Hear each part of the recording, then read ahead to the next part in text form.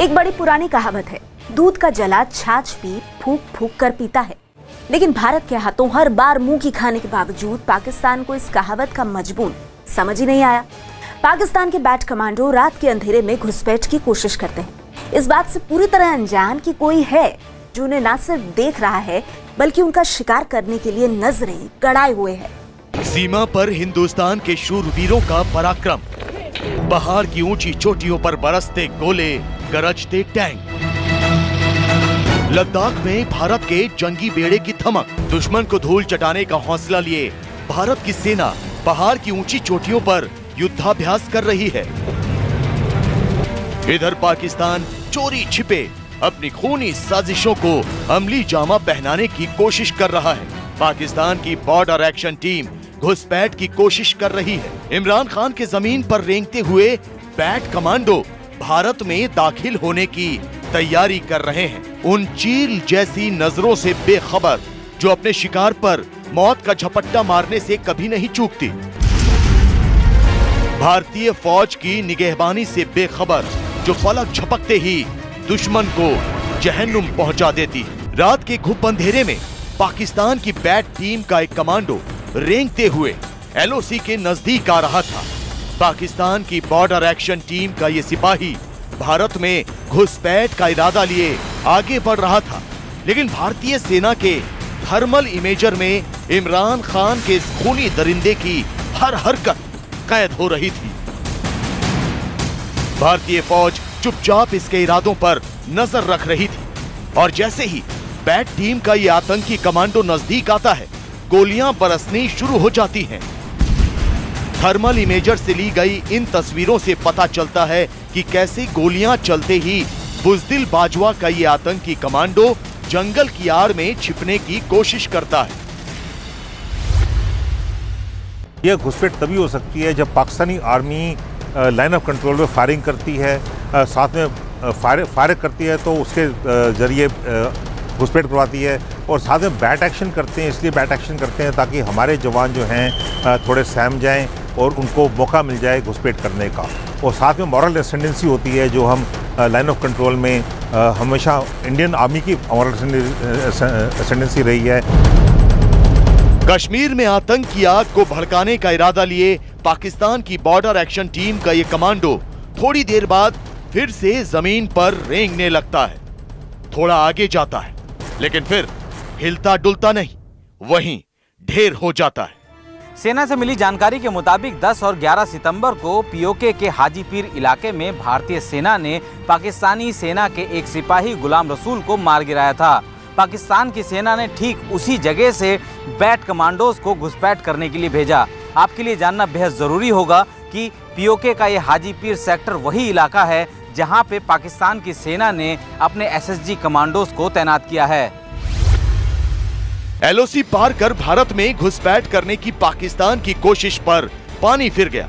इसके पीछे सेना की मुस्तैदी तो है ही, उस तकनीक की अहमियत भी है जो दुश्मन का पता लगाने में हमारे फौजियों के लिए आंख और कान का काम करती है। इनमें से एक है थर्मल इमेजिंग डिवाइस, जिसके जरिए पाकिस्तान के बैट कमांडो को मौत की नींद सुला दिया गया।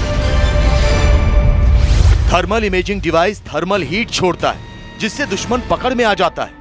इंसान से लेकर जानवर तक सब इसके जरिए पकड़ में आ जाते हैं। थर्मल इमेजिंग डिवाइस सर्दियों में ज्यादा बेहतर तरीके से काम करती है।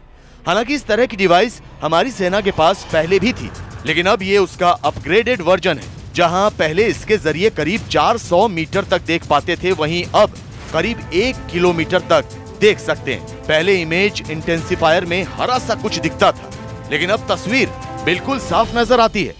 हर एक प्रकार के वहाँ पर हमारे सर्वेलेंस इक्विपमेंट है, लोरोज हैं, थर्मल इमेजेस हैं हमारे पास, और HSTI हैंडल थर्मल इमेजेस हैं जैसे, तो उससे हम हर एक चीज़ का पता लगा सकते हैं। रात को जो मौसम ख़राब होता है तब भी हमें पूरा पता लगता है वहाँ पर क्या कोशिश कर रहा है, क्या कर सकता है। रेंज है हमारे पास, हमारा कम्युनिकेशन ग्रिड है वहाँ पर, तो जब भी वो कुछ कोशिश करता है हम उसको वहाँ से ढूंढ निकालते हैं। खैर, भारतीय फौज ने इमरान खान के एक और घुसपैठिए को मार गिराया, लेकिन अब भी 8 आतंकी अपनी मौत का इंतजार कर रहे हैं।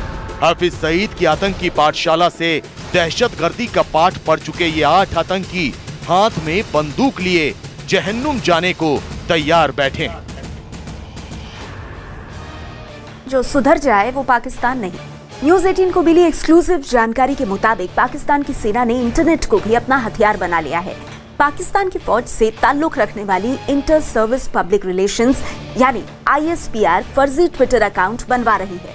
भारतीय सेना और बॉलीवुड से लेकर तमाम बड़े नामों के नाम पर ये फर्जी अकाउंट्स चल रहे हैं और इन फर्जी अकाउंट्स के जरिए हिंदुस्तान को बदनाम करने की साजिश रची जा रही है। पर हारे इमरान बेचारे अब हिंदुस्तान से दो हाथ करने के लिए इंटरनेट का सहारा लेने को मजबूर हो गए।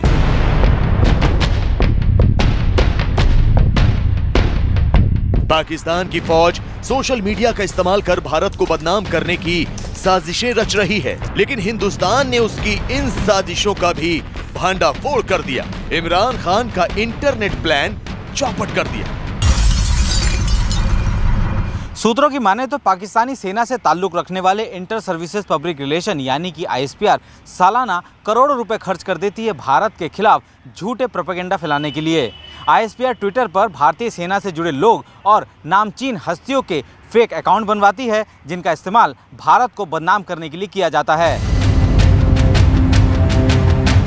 लेकिन पाकिस्तान की इस हरकत का ट्विटर ने माकूल जवाब दिया है और अब तक 50 से ज्यादा भारतीय सैन्य अधिकारियों के फर्जी ट्विटर अकाउंट को डीएक्टिवेट किया जा चुका है।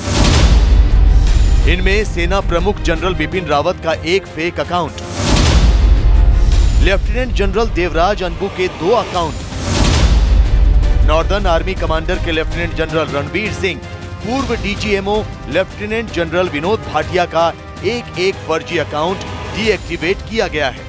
सूत्रों से मिली जानकारी के मुताबिक पाकिस्तान की सेना से ताल्लुक रखने वाले ISPR ने वहां के लोगों को 2000 से 3000 सिम कार्ड बांटे हैं। जिन लोगों को ये सिम कार्ड बांटे गए हैं वो बेरोजगार हैं।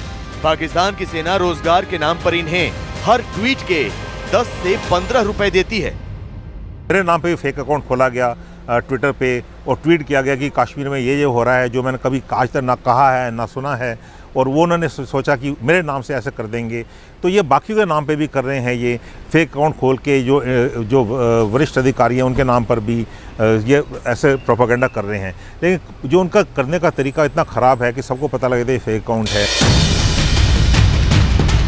एक ट्विटर यूजर 5 अकाउंट खोल सकता है। ऐसे में बांटे गए 3000 सिम कार्ड के 5 अकाउंट के हिसाब से ये 15000 फेक ट्विटर अकाउंट हो जाते हैं। ये तो वो अकाउंट हैं जो पाकिस्तान की सेना की तरफ से चलाए जा रहे हैं। इसके अलावा पाकिस्तान की सरकार की तरफ से भी हजारों की तादाद में फेक अकाउंट चल रहे हैं। तो दुनिया के लिए ये जानना भी जरूरी है कि आतंकिस्तान ने बाकायदा 200 से ज्यादा लोगों को विदेशों में भी हायर किया हुआ है, जो ट्विटर पर उसकी फेक फैक्ट्री का हिस्सा बनकर कश्मीर के मुद्दे पर भारत को घेरने की हर मुमकिन कोशिश कर रहे हैं। ये इंसिस्ट करना चाहता हूं कि सोशल मीडिया के जरिए आप भारत की भयानक चीज दुनिया के सामने लाएं, दुनिया को वो इमेजेस दिखाए जाएं जो कश्मीर से निकल रहे हो, और ये हमारे लिए सबसे बड़ी जंग है। ये मैं पाकिस्तानी सिविलियन से अपील करना चाहता हूं कि इस रास्ते को अख्तियार करें। पाकिस्तान के राष्ट्रपति आरिफ अलवी ने सोशल मीडिया पर भारत के खिलाफ ऐलान जंग किया और वहां की सेना भी इस जंग में कूद पड़ी। लेकिन अफसोस कि इस जंग में भी पाकिस्तान को हार का ही सामना करना पड़ेगा। पाकिस्तान चाहे लाख कोशिश कर ले, भारत के खिलाफ चक्रव्यूह तैयार करने का उसका मंसूबा कभी कामयाब नहीं होगा।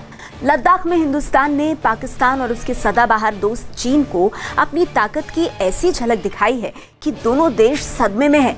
लद्दाख में भारतीय फौज का पराक्रम दुश्मन को अपनी कारगुजारियों से बाज आने की चेतावनी दे रहा है। आसमान से छलांग लगाते पैरा ट्रूपर, जमीन पर भीष्म टैंकों की गड़गड़ाहट, C-17 विमानों से रात के अंधेरे में भी रसद पहुंचाने की ताकत का प्रदर्शन। लद्दाख की पहाड़ी वादियों में भारतीय सेना का ये पराक्रम देखकर चीन के होश उड़ गए होंगे। आसमान से लेकर जमीन तक भारतीय फौज की ताकत देखकर चीन के सदाबहार दोस्त पाकिस्तान के हुक्मरानों की रातों की नींद उड़ गई होगी।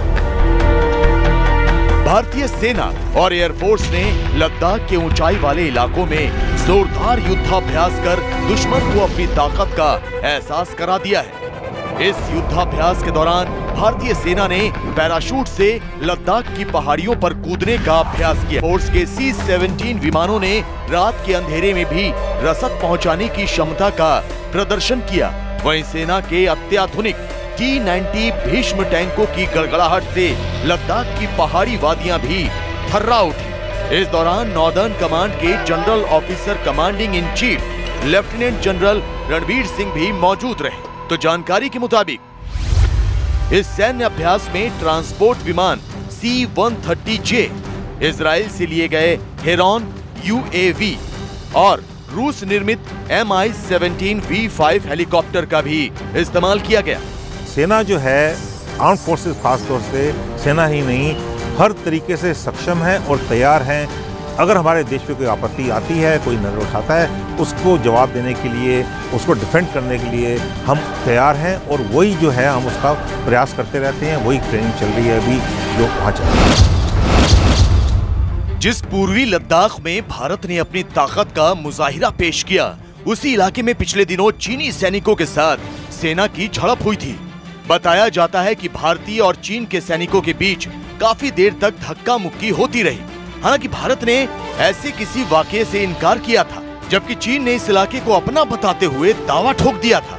लिहाजा मंगलवार को हुए युद्धाभ्यास के जरिए भारत ने चीन को साफ संदेश दे दिया है कि अगर एक भी गलत कदम उठाया तो अंजाम बहुत बुरा होगा। वहाँ पर एक बहुत खुला इलाका है, बहुत बड़ा इलाका है और वहाँ से पाकिस्तान की तरफ से घुसपैठ भी होती है। कारगिल में घुसपैठ हुई, आपने सबको पता है 1999 उन्होंने क्या किया, इतने बड़े इलाके में घुसपैठ कर दिए और वहाँ पर इलाका इतना बड़ा है कि हर जो चोटी है उधर नहीं जाके बैठ सकते। तो हमें हमेशा तैयार रहना पड़ेगा वहाँ पर एक्सेस करने के लिए और वहाँ पर अगर कुछ भी होता है तो उसको काउंटर अटैक करके उसको रिकैप्चर करने के लिए। वैसे ये तो सिर्फ ट्रेलर है, भारतीय सेना की ताकत का एक छोटा सा नमूना है। अगर हिंदुस्तान की फौज ने पूरी पिक्चर रिलीज कर दी तो चीन मातम मनाएगा और पाकिस्तान गम में डूब जाएगा।